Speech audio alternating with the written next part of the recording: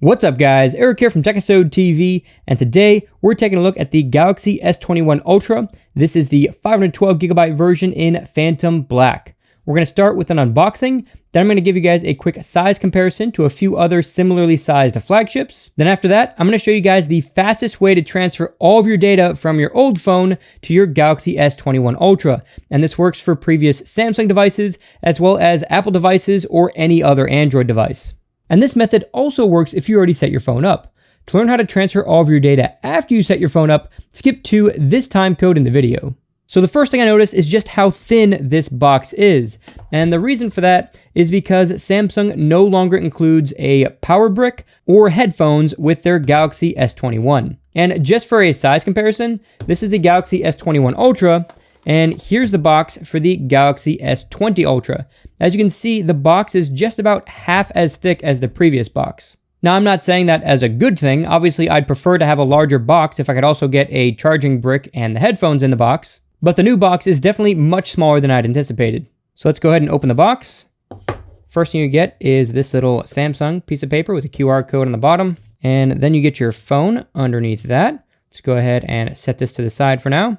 Underneath that, you get one more box that says cable inside. And if we open this up, you'll get your USB-C to USB-C charging cable, some documentation, and on the back side of that box, you get your SIM ejector tool. I'm going to set the box to the side and we'll take a closer look at the phone itself. On the front, you get a protective film. Go ahead and peel that off.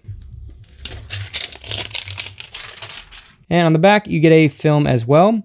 And on the bottom here, you can see these two little icons that tell you not to put your SIM ejector tool into this hole on the bottom. Instead, you need to put it into this hole over here because this one is the microphone.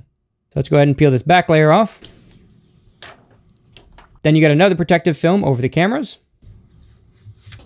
So first impressions is that this matte black on the back looks incredible. It feels really good too, and it does not collect fingerprints at all, which is awesome. This is definitely one of the first phones in a while where I really don't want to put a case on it because it looks so good. That said, I do have 3 kids under the age of 5, so I will be putting a case on it. This one here is Samsung's clear standing case, and it looks a little something like this. And fun fact about this case is that if you pull this stand out, you can actually stand the phone upright or in landscape mode, and it's a friction-based stand, so you can push it down to pretty much any angle you want. There's also a pretty good lip covering the front of the phone, so you do get some decent protection with this case. And most importantly, the buttons are super tactile, and the case feels really good in the hand. Granted, not nearly as good as the phone by itself. And speaking of cases, I also got both of Samsung's S Pen cases. Those have not arrived yet, but when they do, I'll be doing reviews on those. So if you guys want to see if those cases are worth it, definitely subscribe and turn on notifications so you don't miss the uploads. For now, I'm just going to take this case off and we're going to do a quick size comparison. For the size comparison, we have the iPhone 12 Pro Max, obviously the Galaxy S21 Ultra, the Galaxy S20 Ultra, and the Galaxy Note 20 Ultra. And just out of curiosity, let me know which one of these phones looks the best to you down in the comments below. Flipping over to the front, you can see that all of Samsung's devices have more screen real estate compared to the iPhone 12 Pro Max, and that's because they have smaller bezels and they also don't have a notch on top. As far as the differences between all of the Samsung devices, they are so closely matched that it's pretty much negligible. And in case you guys are wondering, the Galaxy S21 Ultra's screen is not dimmer than the other screens. I just can't change the brightness until I finish setting the phone up. Speaking of which, let's go ahead and do that now. The first thing you need to do is power off both your Galaxy S21 Ultra as well as the device you're transferring from. After they're powered off, go ahead and remove the SIM card from the old device by finding the SIM tray and inserting your SIM ejector tool into the hole next to the tray. Just give it a little push and the tray will pop right out.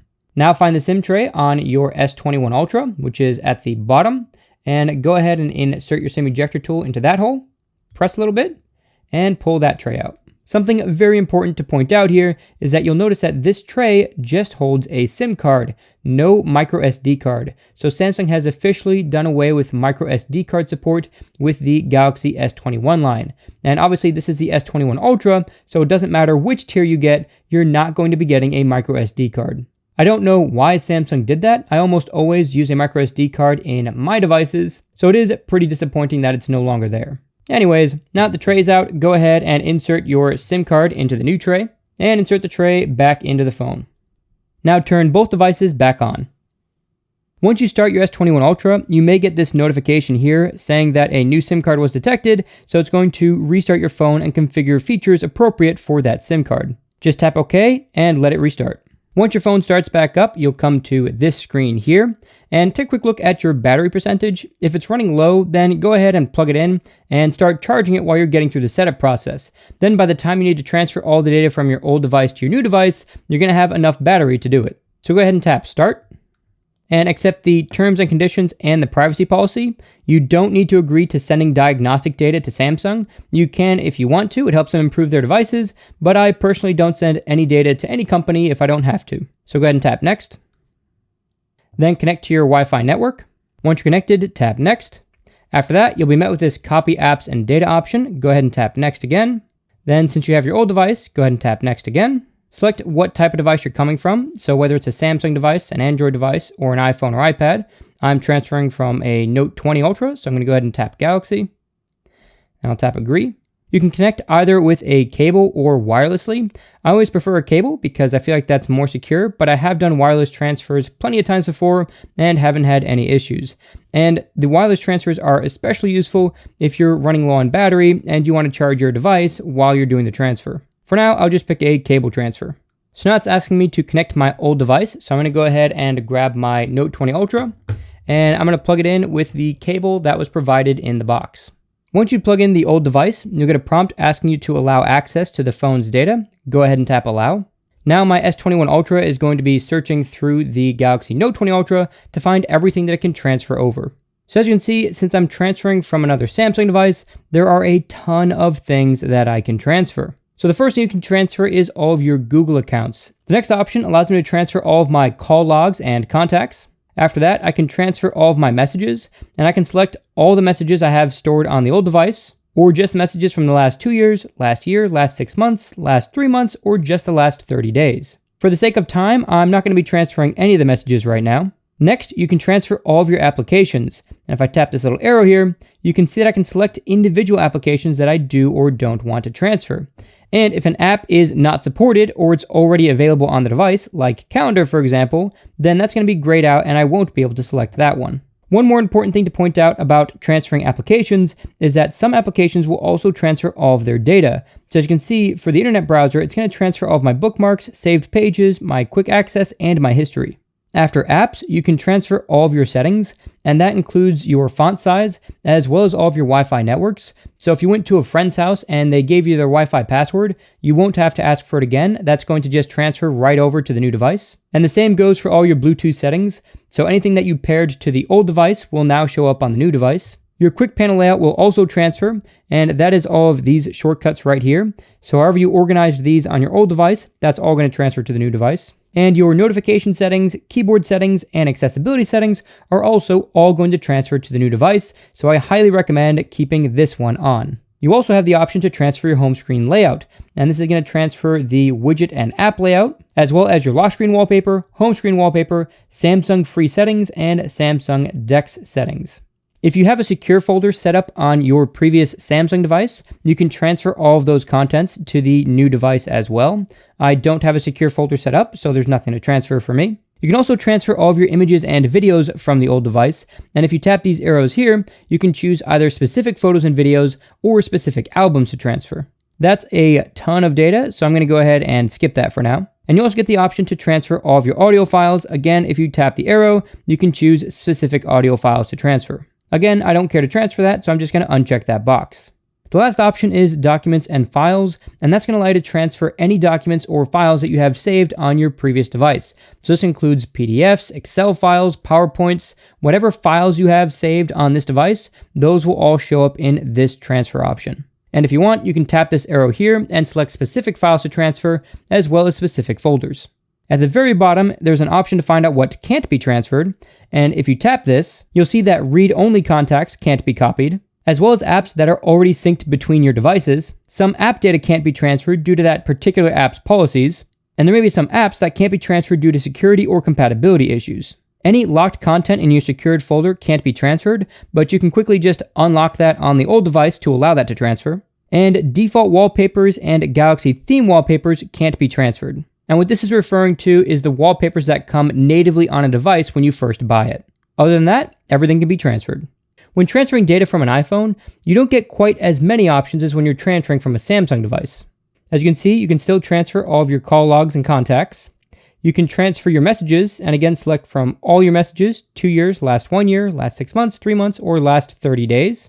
You can transfer all of the iOS applications that have an Android equivalent. However, if you tap this arrow, you can't choose specific applications. It's just going to try to transfer any one that it can. Just keep in mind that if there's not an equivalent Android app, it obviously can't transfer that application.